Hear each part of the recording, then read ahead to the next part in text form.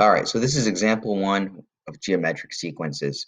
Your job in this example is to determine whether the sequence that is provided down below, so negative 432, 144, negative 48, and 16, we want to know if this is geometric. Okay, we've already seen sequences that are arithmetic when you're adding or subtracting a certain difference. Right now, we want to see if we're multiplying or dividing a common ratio in order to determine if it's geometric. So remember, in the first video, I told you guys, you have to take the term and divide it by the previous term. So in this situation, we're going to take 144 and divide it by negative 432. So see, it says tap on the arrows, but nothing's happening. Oh, there we go. So look, check it out. We took 144 and divided by negative 432. And once we reduce that fraction, you can type this into your calculator also, it'll help you out.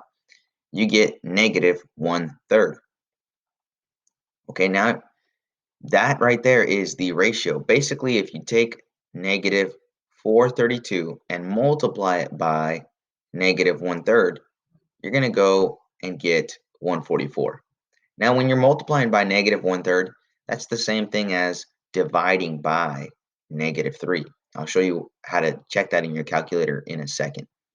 Okay, now we're going to go back over here. We're going to take the next number and divide it by the previous. So in this case, negative 48 divided by 144. Let's see what we come up with. And there it is, negative 1/3. And then do the same thing for the last one. 16 divided by negative 48. You reduce that fraction and you end up with negative 1/3. Now, some of these might be confusing to you because we're working with fractions. So remember, if there's a 1 on top and you're dividing by 3, this is the same thing as dividing by 3. In this case, it's negative, so negative 3. Now, let me show you what I mean. Here's my calculator. I'm going to open this up real quick.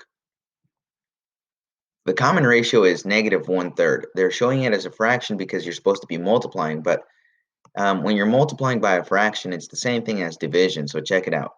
I'm going to go like this, negative, hopefully that's a negative, 432. And then we're going to divide by 3. Check it out, negative 144. So if we take this value here, negative 432, and we divide by 3, or multiply by negative 1/3, same thing, we end up with 144. And sorry, this should have been negative 3. So there it is, 144. Negative 3 because it's negative 1/3. Okay, let me clear that, and let me show you the next one. 144, positive 144, divided by negative 3. You get negative 48. Notice these are alternating. You got a negative and a positive and a positive throughout the sequence.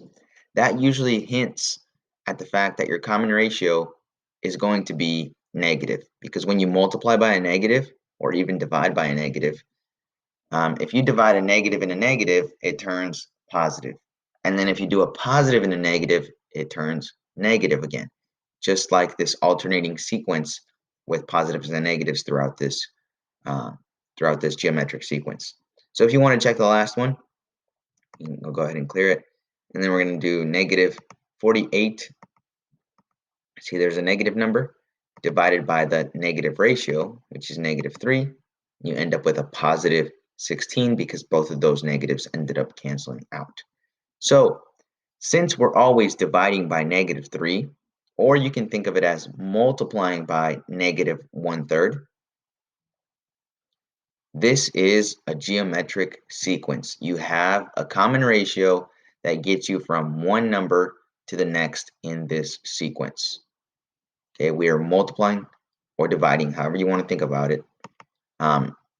If we were adding or subtracting, that would be arithmetic.